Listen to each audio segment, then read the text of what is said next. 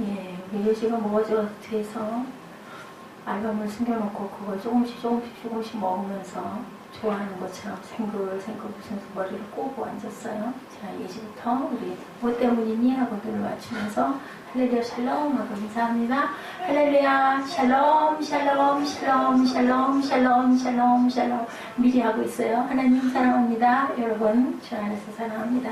예, 특성하실 때는 조금 신경을 쓰셔서 예배 분위기가 너무 다운이 되거나 너무 길어서 예, 앉아서 기다리는 사람들이 은혜가 아니라 언제 끝나나 지루해라 하지 않도록 예, 충분히 연습하시고 충분히 소화가 된 곡으로 하나님께 영광을 돌리시기 바랍니다. 이왕이면 설교 주제하고 좀 닮은 거, 희망적이고 또 뭐 사랑과 은혜와 믿음이 나타나 있는 것들은 그러한 것, 또 회개가 나타나 있는 건 회개에 관한 이런 것들을 기도하시면서 묵상해서 그렇게 하나님께 영광을 돌리면 감사하겠습니다. 오늘 다락방 강화라고 합니다. 14장 15, 16장까지 다락방 강화.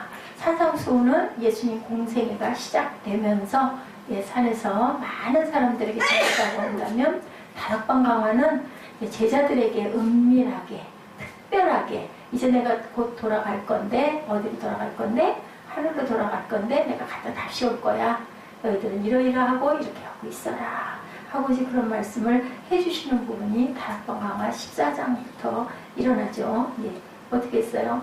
성찬하시고 발 씻어주시고 그리고 내가 이렇게 갈 거다라고 얘기를 하시죠. 그리고 나는 주님을 따라가겠습니다. 베드로에게 네가 나를 정말 따라갈래? 너는 닭이 울기 전에 3번 나를 부인할 거야. 슬픈 얘기를 하시죠. 그리고는 정말로 그 부인한 이후에 너희는 뭐라고 그러세요? 우리 14장 1절 봅니다. 마음을 뭐하지 말라? 근심하지 말라. 하나님을 믿으니 또 나를 믿으라.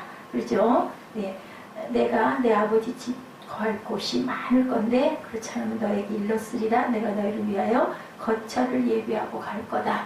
가서 내가 다시 올 거야. 근데 거처를 예비하러 간다라는 얘기는요, 천국에 너희들 집을 만들어 놓을 거야. 그런 뜻이라기보다는 하나님과의 다리를 내가 만들 거야 라는 그런 뜻으로 우리가 이해하셔야 됩니다. 산상수훈은 예수님께서 심령이 가난한 자는 복이 있나니 뭐부터 말씀하셨어요? 복을 주겠다. 여러분들 아세요? 시편 구약의 전체 150편이 신약 전체에 단락을 나눠서 가르쳐주고 있는 예수님이 재림하셔서 우리를 구원하시고 세상에 빛과 소금으로 오셔서 하나님이 사랑을 나타낸 그 부분들을 시편에 녹아 있어요. 시편 전체에 있는 내용들이 거의 다 사랑이고 그리고 복이에요. 그것이 시편 내용들이고 5단원까지 나뉘어져 있는 그 마지막 단원을 지금 저희 새벽 예배가 가고 있습니다. 본문 1절에 너희는 마음에 근심하지 말라. 하나님을 믿으니 또 나를 믿으라는 말씀으로 시작을 하시죠. 예수께서는 이제는 내가 이제 마지막 짊어져야 할 십자가를 내가 질 거야. 그 질 것까지 겟세마네 동산에 올라가셔가지고 밤이 맞도록 또 땀방울이 핏방울이 되도록 그렇게 기도하시죠. 할 수만 있으면 이 잔을 내게서 피하게 해주옵소서 하고도 기도했어요. 근데 마지막에는 뭐라고 기도했어요? 그런데 내 뜻대로 마시옵고 아버지의 뜻대로 하시옵소서 하고 하나님의 명령을 그대로 순종하는 내용을 우리가 알고 있습니다.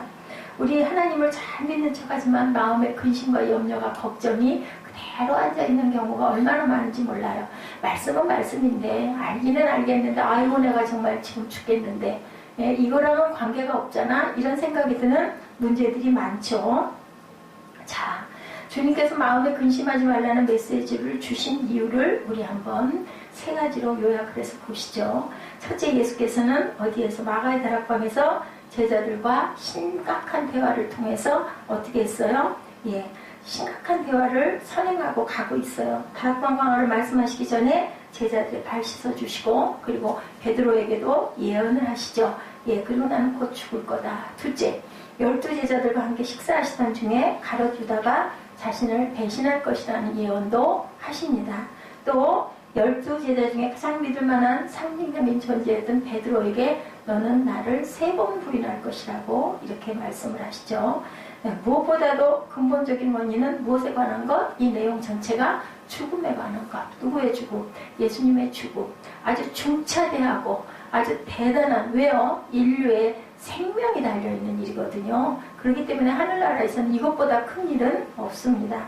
12제자들에 비해서 우리가 예수께서 십자가를 지시하는 이유를 쉽게 깨달을 수 있었던 비결은 무엇 때문에? 성령의 임재로 인함이라는 것을 말씀하죠. 성령님께서 밝히 가르쳐 주시지 않으면 우리는 복음의 진리를 알 수 없다. 1절 말씀, 너희는 마음에 근심하지 말라. 하나님을 믿으니 또 나를 믿으라. 사람을 죽이고 파멸시키는 가장 무서운 것, 암이 아니라 뭐라 그래요? 마음의 근심이라. 아주 재밌는 얘기가 있더라고요. 예, 어떤 또 할머니 신이 나타났어요.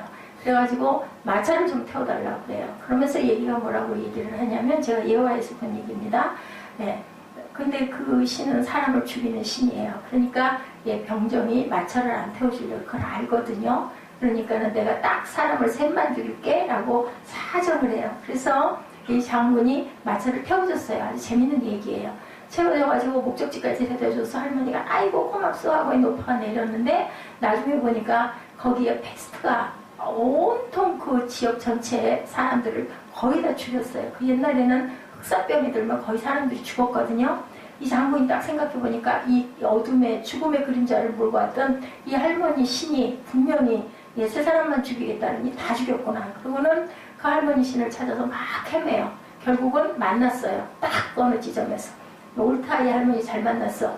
당신 왜 세 사람만 죽인다고 나한테 약속하고 내가 여기까지 데려다 줬더니 이 마을 온 사람들 다 죽였어 하고 얘기를 하니까 뭐라 그랬게요? 나는 세 사람만 죽였는데 나머지 사람들은 그 사람이 그 병에 걸려 죽었대 라는 그 말 때문에 놀라갖고 죽었다 라고 얘기를 했대요.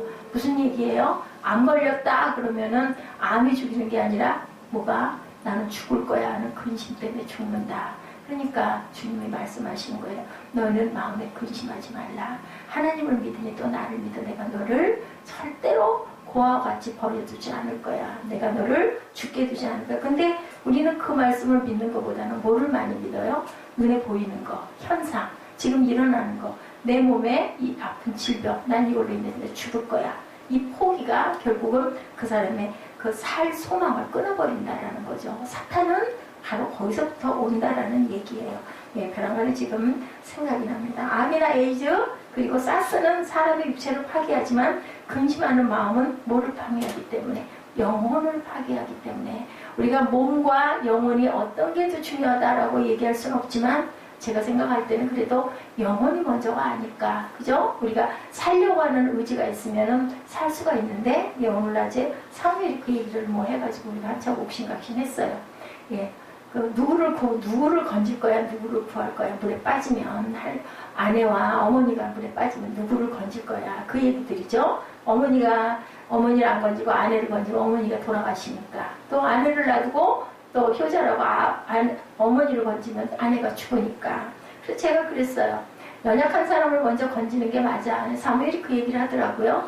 아빠는 건강하고 튼튼하니까는 분명히 살 건데 목사님은 아마 둘이 물에 빠지면 목사님이 먼저 돌아가시지 않을까? 그럼 누구를 먼저 건져야 돼? 이제 그런 거 재밌는 얘기를 하다가 제가 그렇게 얘기를 했어요. 약한 사람 지가 널빤지를 하나 집어 던진대나 그렇게 해서 기다려. 그리고 저 119에다 신고를 할 거라고. 어떻게 할 거냐고. 그래서 119에다 신고를 하는 것보다는 그건 오래 걸려서 하나가 죽어. 그러니까 튼튼한 사람한테 판자를 던져주고 그 다음에 약한 사람을 먼저 건지는 게 맞아. 그래가지고 아까 웃었어요. 그랬더니 그건 도대체 누구의 논리냐 뭐 이런 얘기가 나서 누구의 논리는 누구의 논리? 예수님의 논리지? 그랬더니 당신이 예수님이냐 뭐 이런 얘기. 그래서 아니 내가 예수님이 아니라 예수님이 그랬지 않냐고. 약하고 가난하고 병들고 가장 초라하고 가장 낮은 곳에 오신 주님의 마음이 그 마음이 아니겠느냐라는 얘기를 하다 말았습니다. 우리가 마음의 근심을 해서 안 되는 이유가 바로 이것이다. 육체적인 질병이 오면 먼저 근심을 하게 되죠. 회사에서 쫓겨나거나 사업장이 부도나게 되면 뭐예요? 걱정을 먼저 합니다. 그런 일로 우리가 근심하고 불안해하는 원인은 무엇 때문일까? 죄책감 때문이다 라고 말씀을 하는데요. 시편에 말씀합니다. 은밀하고 감당할 수 없는 죄를 지었을 때 그 죄의 무게가 주야로 눌러 내 치맥이 화하여 여름 가뭄에 마름같이 되었나이다. 시편 32편 4절 말씀이에요. 인간은 죄책감으로 인해 영적 고통을 늘 겪고 간다. 그래서 근심을 하게 되죠. 내가 잘못한 것은 내가 제일 먼저 알아요. 내 마음에 욕심이 자리 잡은 것은 아니다 라고 얘기를 하면서도 스스로는 남에게는 아무에게도 말을 안 해도 본인은 알게 되는 거죠. 둘째, 근심하는 마음은 우리 미래의 문을 닫아버린다. 죄로 인해서 우리 마음에 근심과 걱정을 한다. 두 번째로는 근심하는 마음은 우리의 미래의 문을 닫아버린다. 삶의 하늘의 그림자가 다가오는 까닭은 환경이 나빠서가 아니라 우리 안에 근심하는 마음이 있기 때문이다. 너희가 마음에 근심함으로 내 키를 뭐라 그래요? 하잖아. 더 크게 할 수가 있겠느냐. 그러게요. 생각해보면 참 어리석어요. 근심하면 오히려 자꾸 마음이 우울해지고 가라앉고 아무 의욕도 없어지고 밥도 먹기 싫고 잠도 안 오고 그죠? 불안하고 초조하고 더해질 게 아무것도 없어요. 생각해보면. 근데 우리는 그 근심에 눌려가지고 또다시 근심을 하게 되고 모든 소망이 자꾸 포기돼요. 아무것도 좋아지는 건 없는 거죠. 삶의 희망을 발견할 수 없어서 모든 것을 다 포기한다. 셋째, 근심하는 마음은 최악의 상상으로 인해서 최악의 상태를 상상하게 만든다. 일어나지도 않을 일을 내가 이렇게 되다 보면은 아이고 나는 내년에 뭐가 이렇게 되면 이거 이래가지고 이것 때문에 내가 도저히 일어날 수가 없을 거야. 이런 근심을 하게 되는데 사실은 그 근심이 그대로 일어나는 일은 거의 희박하다라는 거예요. 그래서 먼저 근심하기보다는 그것을 어떻게 내가 타개하고 나갈 수 있을까를 생각할 줄 알아야 된다는 거죠. 근심하는 마음은 결국은 뭐를 포기하다 보니까 삶을 포기하니까 자살로 유도를 하게 된다. 최악의 상태에 골몰에 있다가 죽음을 스스로 선택하는 경우들이 비일비재하게 많죠. 근심은 허상에 대한 집착이다. 우리가 근심에 대해서 상식적으로 알아둬야 할 몇 가지가 있어요. 첫째, 사람에게 근심하고 있는 것이 사실이 아니다라는 거예요. 아직 일어나지 않은 일이다. 제일 중요한 순간이 언제라고요? 지금. 그죠? 오늘 지금 주신 이 시간, 우리 함께 있는 이 자리, 우리가 드리고 있는 이 예배, 여기에 모여있는 우리들이 가장 중요한 주인공들이다. 앞으로 일어날 일에 대해서 지금 여기에서 예배 드리는 것보다 그거 걱정에 머리를 메어 있어가지고는 도움이 될 것이 아무것도 없다. 그게 사실이 아니에요. 아직 안 일어났으니까. 근심은 인간이 만들어내는 하나의 허상일 뿐이다라고 얘기를 합니다. 근심하는 것이 실제 상황으로 연결되는 것은 극히 일부분이고 그것이 과대망상으로 이어질 수가 있다. 여러분들 성경의 인물 제일 우리가 잘 알고 있는 믿음의 조상 아브라함을 한번 보실까요? 아브라함이 믿음을 잃고 어디로 피신 갔어요? 애굽으로 피신해 가요. 그 와중에 자신의 아내가 너무 이뻐요. 사라가 참 예뻤나 봐요. 그래서 내 아내가 너무 이쁘다 보니까 결국은 나를 죽이고 내 아내를 뺏어갈지도 모르겠다라는 겁이 나서 아내를 뭐라고 얘기해요? 누이라고 하자. 둘이 짜요. 네, 나를 죽이고 당신을 차지할 거야. 그러니까 당신은 내 동생. 근데요, 실제로 아브라함의 먼 친척 누이 동생이었대요. 사라가. 그때는 그 시대에는 집안끼리도 결혼을 했거든요. 또 뭐 너무 핏줄이 적지 않았겠습니까? 그러다 보니까 그 다 그냥 기본으로 근친 간에 결혼들을 많이 했다고 합니다. 누가 물으면 누이라고 하자고 약속을 했어요. 자, 상상에서 출발한 근심하는 마음이 어떻게 됐어요? 과정으로 발전을 하죠. 최악의 시나리오를 구성한 후에 현실에서 구체화하는 일이 일어납니다. 둘째, 근심하는 것은 사실이 아니기 때문에 언제나 피할 수 있다. 우리가 정말 하나님께 향한 믿음을 굳게 가진다면 근심은 안개처럼 사라지게 될 것이다. 셋째, 근심하는 마음의 배후에 뭐가 있어요? 나를 주저앉게 하고 나를 내려놓게 하는 그러한 어떤 마귀가 사탄이 우리를 죽이려고 하는 소망을 죽이는 그러한 세력이 같이 있다. 사람에게 무슨 귀신? 염려의 귀신이 붙어서 걷잡을 수 없이 불안하게 하고 내가 하고자 하는 모든 일들을 그냥 다 버리게 만드는 그런 망치는 사탄이 있다. 그래서 우리의 근심과 의심은요, 어두운 더러운 세력들을 대적하면 그것들로 인하여 우리가 마음을 대적해서 이기면 평강을. 그래서 무릇 지킬 만한 것보다 내 마음을 지키라. 뭐가 거기 있다고요? 생명의 근원이 이에서 남이니라. 아멘. 예, 아멘입니다. 예, 깊이 생각하시면 맞죠. 그런데 우리가 그것을 자꾸 그렇게 하지 못하고 자꾸 염려하고 걱정하고 근심하고 내가 자꾸 뭘 만들려고 하는 그게 다 뭐 때문이냐? 예, 이 사단을 우리가 무찌르지 못하는 건 눈 때문이에요. 눈에 보이니까 뻔하잖아. 생각하는 거죠. 예, 다 그랬잖아. 그랬으니까 나도 그렇게 될 거야. 라는 그 생각, 고정관념이 자꾸 나를 깨뜨린다라는 거죠.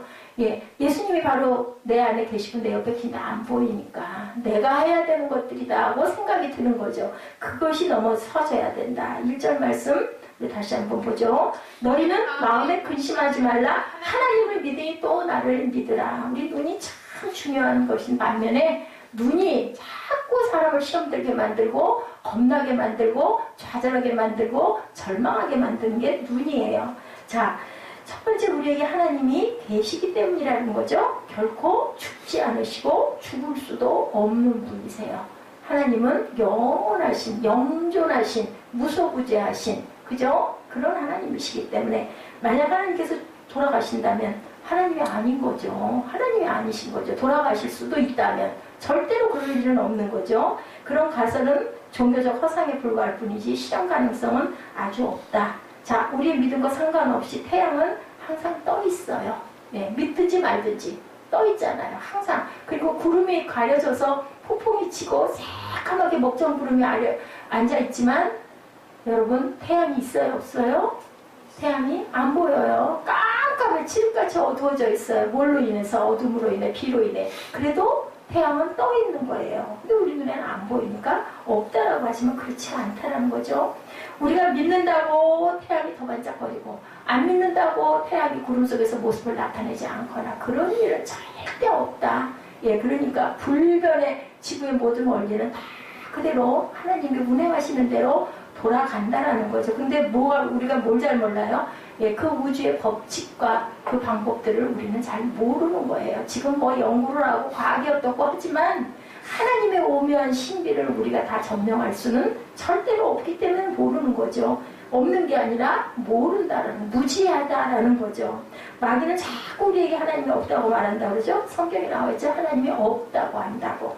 마귀의 말을 들은 사람은 하나님이 없다고 주장해요. 그 주장에 근거에 있는 누군가 뒤에서 자꾸 그 말을 속삭여준다고 고백을 하는 거죠. 에덴 동산에서 아담과 하와에게 속삭인 마귀, 그들로 하여금 선악과를 따먹게 하고 넘어지게 해서 결국 넘어졌어요. 그죠? 예, 하나님께서 비존재시라면 인간도 비존재가 되는 거다. 지은 사람이 없는데 어떻게 생명이 살아있을 수 있겠느냐는 거죠. 제가 지난번에 꽃밭 얘기했죠. 인간은 존재하고 있고 저는 머리가 좀 빠진 것 외에는 항상 예, 우리들 머릿속에 있는 머리팍 하나까지도 머리가 빠져서 몇 알이 빠졌는지 우리는 몰라요. 그죠? 머리가 오면서. 근데 하나님께서는 그 모든 것을 다 알고 계신다. 자, 하나님께서도 존재이시고 우리도 또한 존재. 한 분은 무한하신 하나님, 한 사람은 유한한 생명을 가진 우리들인 거죠. 안경이 있다면 그 안경을 만든 사람도 있다. 요즘에 제가 밤에 너무 많이 피곤하면 글자가 아예 하나도 안 보이더라고요. 깜깜하게 까맣게. 그래가지고 제가 오늘 안경을 바꿨는데 전에 그 해놨던 그 문제가 많았던 그 안경을 일단 테를 바꿔주셔가지고 했는데 이것도 한 6개월 정도 밖에는 그게 그 도수를 높여놨기 때문에 그게 꽤 됐죠. 만들어 놓은 뒤에 아파가지고 못 썼는데 그 이후에는 또 안경을 해야 돼요. 뭐에 맞춰서. 내 눈 나빠진, 지금 현재 나빠진 눈 상태에다가 맞춰서 저는 가끔 그런 생각이 들어요. 이 눈이 도대체 어디까지 나빠지고 보일 수 있을까? 참 과학이 감사한 거죠. 안 그랬다면 저는 글자를 하나도 못 볼 뻔했는데 예, 과학이 참 감사해요. 하나님이 그래도 그런 것들을 통해서 내가 볼 수 있고 읽을 수 있게 해주신 하나님이 참 감사하다.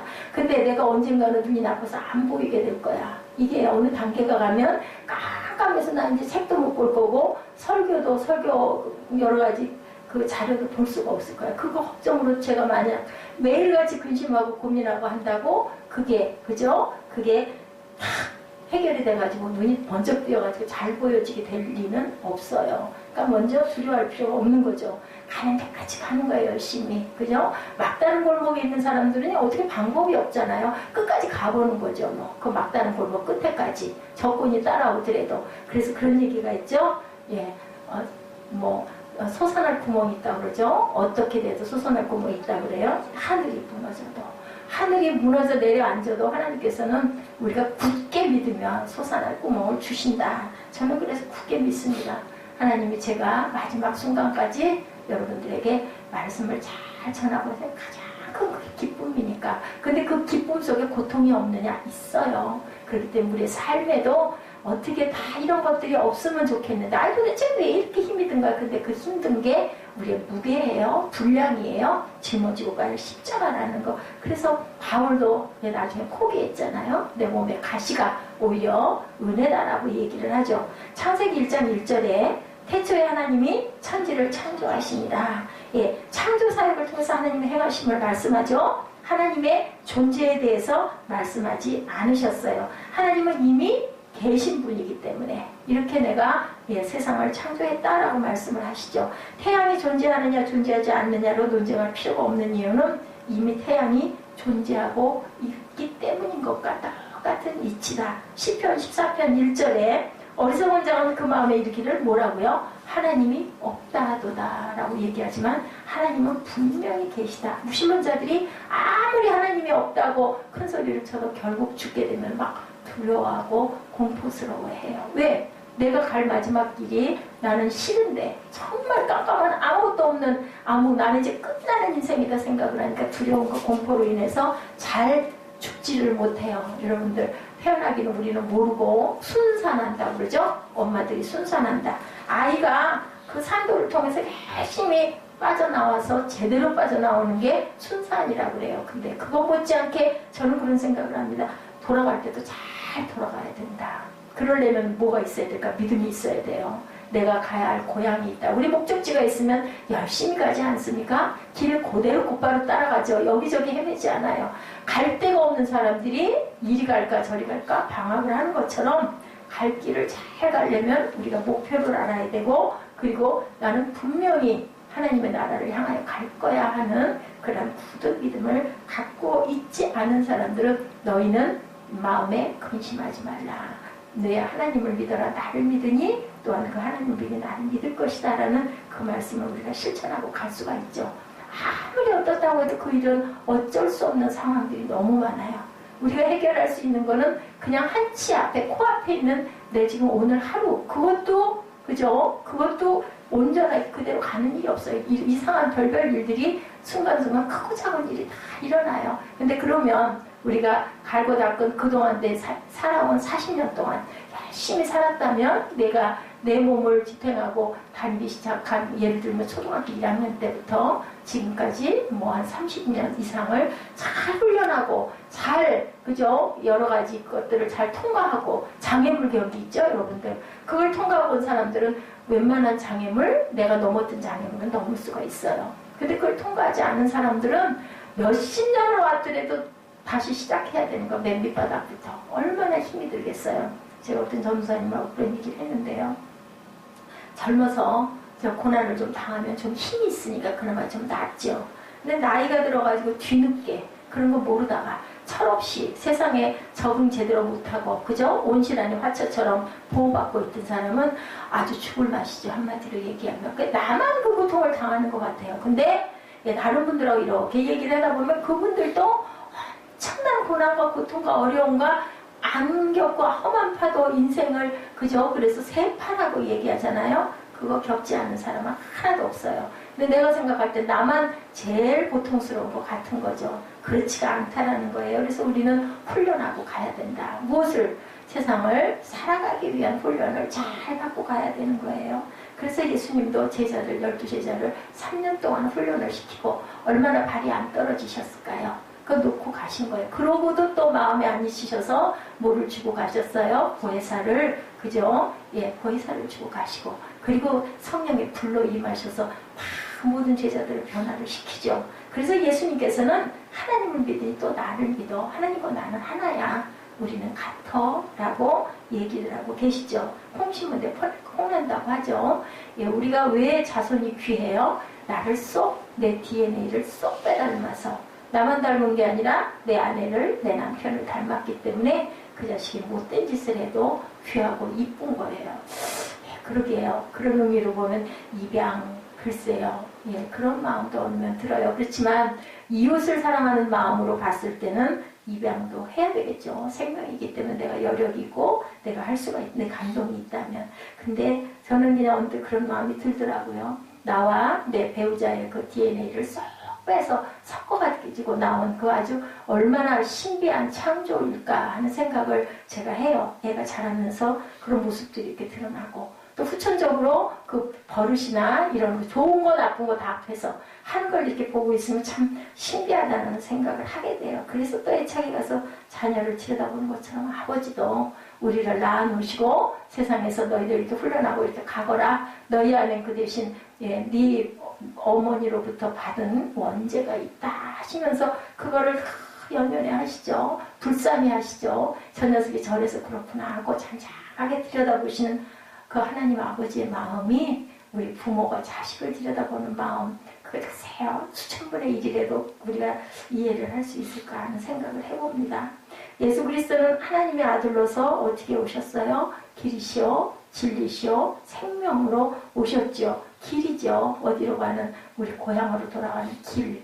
그죠? 그 길을 닦으러 가신 거예요. 내가 갔다가 다시 너희에게 오마 말씀하신 게. 그리고 진리로 무엇을? 말씀을 주시고 말씀으로 우리의 생명을 새롭게 해주셨어요. 저희 교회 이름이 참 귀한 이름 아닐까요? 새 생명을 얻어야 새 빛을 발하지 않겠습니까? 새 생명 얻지 않은 생명들은 빛을 발할 수가 없을 뿐만더러 새 빛이 될 수가 없는 그러한 생명들이죠. 우리가 예수님을 믿는 순간 근심하는 마음은 어떻게 돼요? 순식간에 사라지죠. 우리 아이들이 엄마만 나타나면 마음이 편해지잖아요. 그래서 그 품에서 그 엄마 아무 능력 없는 엄마예요. 안아주는 것밖에는 그죠? 젖 먹을 때는 젖 줄 수 있는 거 외에는 그 엄마는 여린 여인일 수밖에 없는 생명인데 아이에게는 어때요? 그 엄마 하나밖에 없어요. 우주예요. 그게 전체예요. 아무것도 필요 없어요. 낯가리는 애들은요.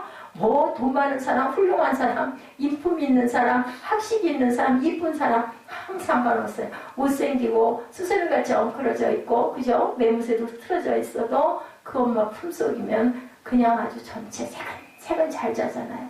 그 모습이지 않을까. 여러분들 안 그럴까요? 저는 그렇게 생각이 들더라고요. 보니까 이게 바로 우리의 그 믿음이다.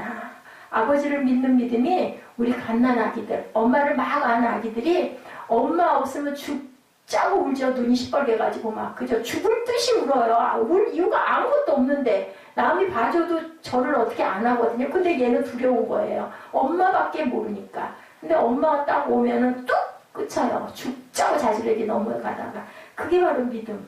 엄마가 내 우주, 내 전체, 내 생명. 그 생명에서 나왔으니까 우리가 아버지와 우리와의 관계가 이렇다면 아무 근심 없죠. 금방 불더미에 엄마랑 같이 들어가게 생겼어도 애는 몰라요. 걔가 그냥 평안한 거죠. 그 상황이 됐을 때 엄마가 죽고 아이는 품어 끌어안고 자기가 대신 죽잖아요. 그런 얘기들 많죠. 전쟁 그 아이들 보면 엄마는 그냥 그대로 망부석처럼 얼어가지고 굳어가지고 죽었는데 그 품속에서 그 엄마의 체온에 아기는 살아있는 경우들 우리가 많이 듣습니다.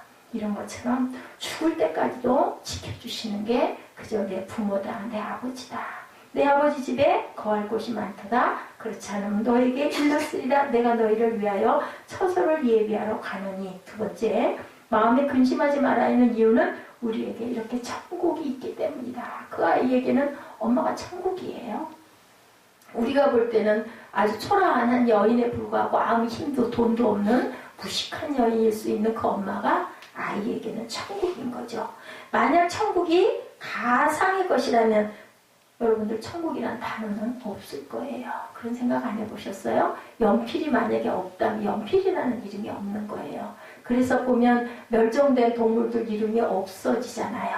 없는 것들 경우에. 그게 뭐 어디 그 자료를 조사해서 어디까지 올라가면 언제 어느 시대에 고생대 어느 시대에는 그런 것들이 있었을지는 모르지만 우리는 알지 못해요. 근데 하나님이라는 이름은요. 안 믿는 옛 조상들부터도 하나님은 계셨거든요. 그리고 천국, 돌아감, 그죠? 지옥 있었거든요.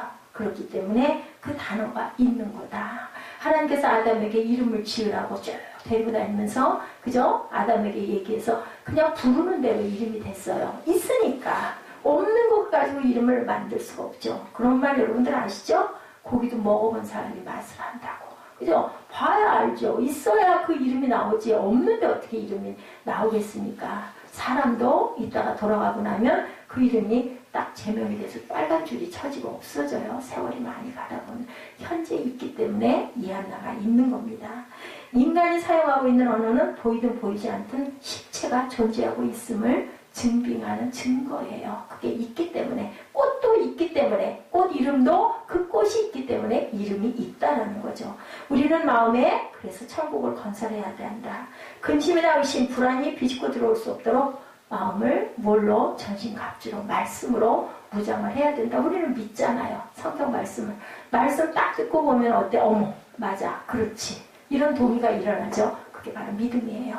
그렇기 때문에 우리는 무엇으로? 입술로 늘 신하고, 그것이 바로 나를 살리는 기준과 믿음이 돼야 된다. 죽음은 영혼을 여는 문에 불과해요. 다른 세상 하나를 여는 거예요. 그리고 우리가 준비되어 있다면 그곳에서도 우리는 잘 살아갈 수가 있다. 왜냐하면 그곳에 내 터전이 있기 때문에. 그러니 얼마나 감사할까. 죽음에 대한 거부가 없어요. 성도들은. 그래서 아주 기뻐하면서 가잖아요. 주여 얼른 나를 데려가라고 막 눈을 빛내면서 천국을 바라보면서 스테반 집사도 그래서 그렇게 웃으면서 간 거예요. 그럴 수 있었던 것은 보였기 때문이죠. 내 마음의 천국을 가지고 있었기 때문인 거예요. 부활의 몸으로 주님과 하는 것이 되기 때문에 천국 문 하나 여는 게 죽음이니까 문 하나 더 열리는 거예요. 우리가 산도가 열린다고 하죠. 단계가 있죠. 아파하죠. 그래도 결국은 나중에 어떻게 돼요? 귀한 생명이 태어나는 역사가 이루어지잖아요. 엄마들이 아기 낳으면서 절대로 안 날 거야. 그래도 그 아이의 돌이 좀 지나가고 나면 또 아우를 보게 되고 품게 되는 것처럼 우리는 마음에 천국을 품고 가야 된다. 무신론자의 최대 고민은 죽은 후에 어디로 가느냐. 그죠? 종말이 끝이 도대체 나는 어떻게 될 거야. 나는 아무 존재도 아닌 거. 거기에 가면 얼마나 두렵고 무서울까. 불교에서 말하는 것처럼 윤회하는 것일까 아니면 귀신이 되어 떠돌아다닌다고 그러죠. 부천을 헤맨다라는 얘기가 있어요. 생각만 해도 끔찍하지 않아요? 그러고 다닌다는 것 자체가. 많은 주장에도 불구하고 결론은 하나가 되는 것. 예수 그리스도를 믿는 사람들은 결국 어디로 간다? 천국으로 간다라는 것. 우리는 죽음을 앞두고 두려워하거나 그렇기 때문에 당황할 필요가 없다. 갈 곳이 있는 사람은 길을 안 잃면 염려 안 하잖아요. 레비에 있고 운전 잘 하시는 분들은 어디 생전 처음 가는 것도 마음 편안하게 놓고 그저 레비 따라서 쑥 가요. 왜? 길을 많이 달았기 때문에 경험이 있어서 거기는 처음 가는 초행길이라도 염려를 안 해요. 근데 길 잘 모르고 레비 없는 사람 어때요? 막 우왕좌왕 전화 걸어보고 물어보고 이정표 보고 막 옆에 차 창문 내려가지고 이리 가면 어디로 가요? 여기 갈 건데 어떻게 해야 돼요? 막 물어보잖아요. 얼마나 불안해요? 이런 상태가 되는 거죠. 사업의 실패가 인생에서 실패를 의미하는 건 절대로 아닌데 육신에 병든 것이 인생에 병든 것을 의미하는 것도 또한 아닌데 우리가 가야 할 길을 잘 정리하고 간다면 절대 염려할 필요가 없다. 천국은 하나님의 통치가 있는 곳이고 나는 하나님을 믿고 주님을 믿고 말씀을 믿고 가기 때문에 염려하니까 그래서 하나님을 힘써 알으라고 말씀. 우리 길을 잘 아는 사람들은 그래서 길을 잘 알죠. 그리고 다니는 걸 좋아하죠. 차 타기를 좋아하죠. 길 익숙하지 않은 사람들 운전 잘 못하는 사람들은 어디 가려면 걱정부터 앞서게 돼요. 왜? 그 부분에 능력이 없기 때문에. 그래서 우리는 하나님을 알아야 된다. 인생에서 죽음은 끝이 아니죠. 죽음 외에 뭐가 기다리고 있다고요? 하나님의 심판. 중간이 좀 있었으면 좋겠는데 없어요. 딱 두 군데밖에 없다. 천국 아니면 지옥. 그리고 복 아니면 복 안 받음.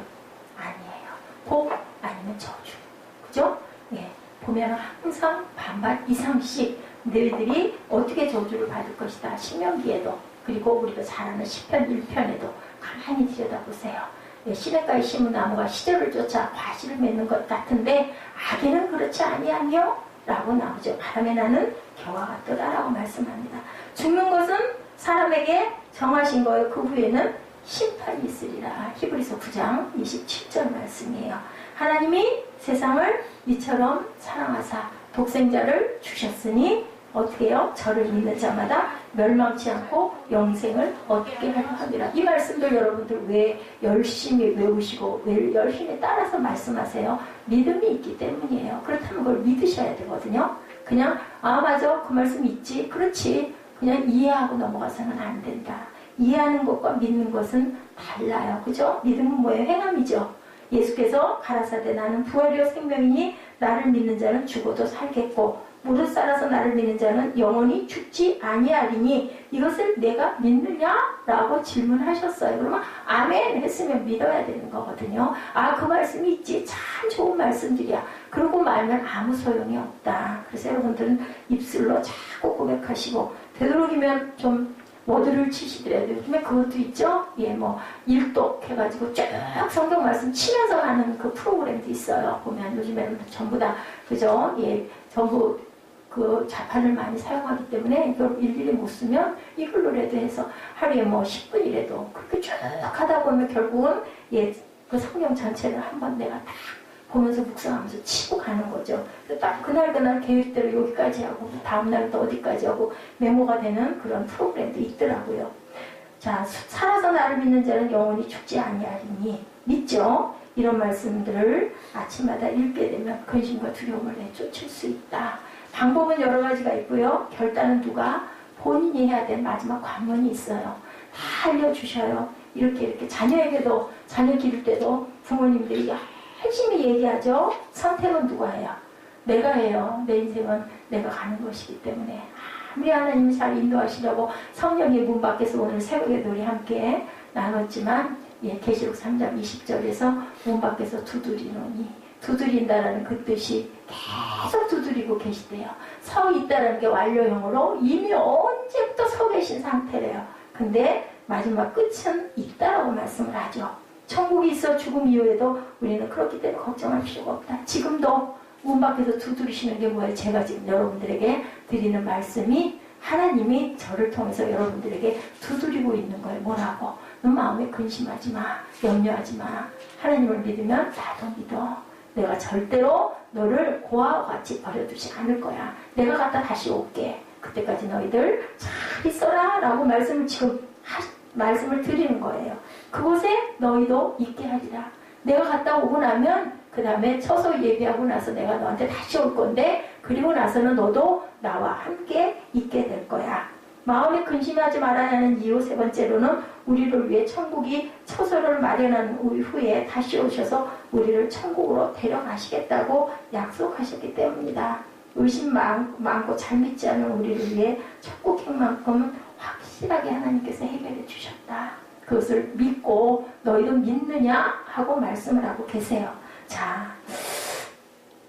어떤 분이 어떤 그 목사님이 LA에 있는 동생을 아주 몇 년 만에 그쪽에 그 가서 그 말씀을 증거해야 될 그런 교회에 초청을 받아가 간 길에 거기 동생이 있어가지고 동생에게 전화를 몇 년 만에 했어요. 가서 얼굴 좀 보려고 시간이 나서. 그리고 더더군다나 거기가 초행길이기 때문에 길도 모르고 어디가 어딘지도 모르겠고 전화번호 하나 달랑 들고 간 거예요. 동생하고 통화를 했어요. 날 좀 마중을 나와서 날 좀 길 안내를 좀 해주라. 내가 못 찾아가겠다. 이거 가지고는 갈 수가 없겠다. 동생이 흔쾌히 너무 반갑죠. 오빠 제가 갈게요. 그랬어요. 그러고 나서는 맨 마지막 목적지는 세미나가 끝나고 나면 이스라엘 성지를 볼 계획을 딱 하고 이제 우선 동생에게 안내를 받으려고 동생의 집을 가려고 공항에서 전화를 걸고 기다려. 1시간이 지나도 2시간이 지나도 동생한테 연락도 안 되고 오지도 않고. 어땠을까요? 미국에 도착해가지고 동생한테 전화했는데 도저히 연결이 안 돼. 교통사고 난 거에 마지막에 보니까 길이 막혀서 제 시간에 마중을 나오지를 못했다라는 거죠. 어떻게 해야 할지 몰라가지고 막 주변에다가 불안해하면서 연락을 취해서 다른 사람의 에스코트를 받아가지고 목적지에 도착을 하게 됐다라는 얘기가 있어요. 우리가 천국으로 갈 때 예수께서 친히 인도해 주시는데 그 인도를 우리가 온전히 못 받는다면 우리가 갈 길을 갈 수 있을까? 우리가 처음 초행길에 이렇게 불안한 이유는 모르기 때문이에요. 모호해서 막혀있기 때문에 소통이 되지 않기 때문에. 제가 오늘 병원에 간 길에 네, 그 혈액 검사를 좀 한번 해보는 게 어떨까요? 너무 오래됐는데요. 라고 얘기를 했어요. 저는 10만 원이 굉장히 크다고 생각을 했거든요. 그거 말고 그냥 기본적인 요 부분만 한번 혈액 검사를 하죠. 그랬더니 그러면서 제가 그러면 모든 그 병에 대한 질병에 대한 확인은 그 혈액 검사 하나로 되는 거죠? 라고 의사 선생님한테 여쭤봤더니 그 선생님 말씀이 뭐 100만 원짜리도 있고 50만 원짜리도 있는데 뭐 10만 원짜리로 모든 게 다 된다고 할 수는 없지라고 얘기를 하시더라고요. 그래서 내가 참 깜짝 놀랐어요. 어머, 그런 것도 있습니까? 조금 좀 비웃는 듯한 표정으로 얘기를 하셔서 그냥 아유 그러네요. 저는 그런 걸 안 해봐서 모르겠습니다. 예, 이거예요. 바로 하나님 나라는 우리가 알아야 된다. 너무 그 부분에 무지하다 보면 이걸 이렇게 해야 될 건지 저렇게 해야 될 건지 알 수가 없는 거죠. 그래서 돌아 나오면서 그랬어요. 뭐 그리고 그 기본 검사하는 게 또 거기는 엄청 값이 비싸더라고요. 10,000원이면 해결될 줄 알았더니 25,000원 정도라고. 그래서 아이고 생각을 해보고 그냥 의료보험에서 하는 그 검사를 우선 받아보도록 하겠습니다. 라고 돌아 나왔습니다. 영과 육이 분리되는 순간 천군 천사들이 와서 우리의 영을 감싸고 천국으로 올라간다는 것. 저는 많지는 않지만 몇 사람의 죽음을 보면서 아 천국이다. 아 이분은 참 안타깝네 라는 생각을 한 적이 있어요. 그 정말 예수를 잘 믿고 마음의 여유와 평안과 준비가 된 사람들은요 얼굴 표정이 달라요. 이 다음에 여러분들 저를 꼭 바라봐 주세요. 어떤 모습이었나. 정말 그 살아있는 사람 같고 살아 계셨을 때도 더 이쁘고 더 편안한 모습으로 그렇게 가시고 그렇지 않은 경우에는 막 그 두려움과 공포가 얼굴 전체에 완전히 그냥 사람이 굳어있는 그런 모습에 그렇게 아주 무섭죠. 보는데도 그냥 무서워요. 보면 딱 알겠더라고요. 이렇게 다르다라는 것. 여러분들 마음에 천국을 이루어야 되는 부분이 바로 여기 있어요. 아니 뭐 내가 갈 때 가까워가지고 뭐 그때부터 내가 아니요. 그거 안 돼요. 생활도 우리가 훈련을 해야 뭔가를 만들어가고 그죠? 가정도 마찬가지죠. 결혼할 때 정말 사랑해서 너무 좋은 그때가 최고로 좋은 것 같지만 아니에요. 생활이 딱 시작되면 둘이 일단은 전쟁이 시작되는 거예요. 서로가 그죠? 좀 양보할 건 양보하고 닮을 건 좀 닮고 포기할 건 포기하고 그게 꼭 좋은 건 아니거든요. 근데 그게 세월이 쌓여가면서 나중에는 적당하게 중심이 잡혀갈 때 그 가정이 안정된 가정이 되는 것처럼 우리가 천국을 가는 것도 훈련을 하고 가는 거예요. 우리는 어차피 가요. 하루하루 가고 있는 거예요. 지금 나이가 젊은이나 10살 먹은 아이나 30살 먹은 청년이나 50살 먹은 중년이나 그죠? 70살 먹은 장년이나 똑같아요. 언젠가 어떻게 먼저 불려갈지는 모르지만 하루하루 우리는 한 발 한 발 하나님께 가까이 그 문에 들어가려고 가는데 세상 방황하다가 어느 순간 준비도 안 된 채로 그죠? 구원도 제대로 못 받고 어느 순간 잘못되면 천국문 못 들어가거든요. 얼마나 억울해요. 아예 몰랐던 사람이면 모르지만 저 예배 잘 드리고 11조도 잘하고 나름 봉사도 한다고 하기는 했는데 하나님 마음 안에 우리 마음이 합해지지 않았을 때 길 잃어버리고 방황하면 너무너무 억울할 것 같지 않습니까 여러분들? 죽음에 대해서 방황하지 말고 안심하고 눈을 감는 그런 믿음. 아까 제가 말씀드린 아이가 엄마가 우주인 것 같은 참 어리석지만 누구도 그 아이를 보고 어리석다라고 하네요. 엄마를 너무 사랑하네. 엄마밖에 모르네. 어이구 저 녀석 내가 뭐 너를 어떻게 할까봐 그래? 우리들이 옆에서 그러잖아요. 이런 것처럼 우리는 뭐만 보고 가요? 하나님만 바라보고 하나님이 두려워하지 말라 놀라지 말라 내가 내 하나님이 될 거야 라고 말씀하셨으면 그죠? 아멘. 그죠? 그리고 두려워하지 말고 놀라지 말고 하나님께서 나를 늘 보호하신다라는 거, 나와 함께 하신다라는 걸 믿고 가다 보면 내 편이라고 하죠. 내 편. 남편이 뭐예요? 남편. 남편이라는 건 남자가 내 편이 하나 있다라는 얘기잖아요. 없는 사람보다 얼마나 든든해요. 근데 우리는 하나님이 내 편이에요. 내가 너랑 함께 할 거야. 놀라지 마. 겁내지 마. 두려워하지 마. 나는 내 하나님이 될 거야. 분명히 말씀하셨잖아요. 그 말씀을 받고 가시는 저와 여러분 되시기를 주님의 이름으로 축복합니다. 고난은 우리를 절대로 불행하게 만들지 못해요. 고난보다 그 위에 계신 독수리가 높은 하늘을 비상해서 밑에 있는 비바람 같은 거 뛰어넘는 것처럼 그런 마음과 믿음을 갖고 가면 절대로 어떤 세력도 우리를 묶지 못한다. 왜? 하나님이 내 편이시기 때문에 확실하게 하나님의 편이 되시는 저와 여러분 되시기를 주님의 이름으로 축복합니다. 우리 본문 한번 쭉 읽어보시고 결단 찬양하는 시간 갖도록 합니다.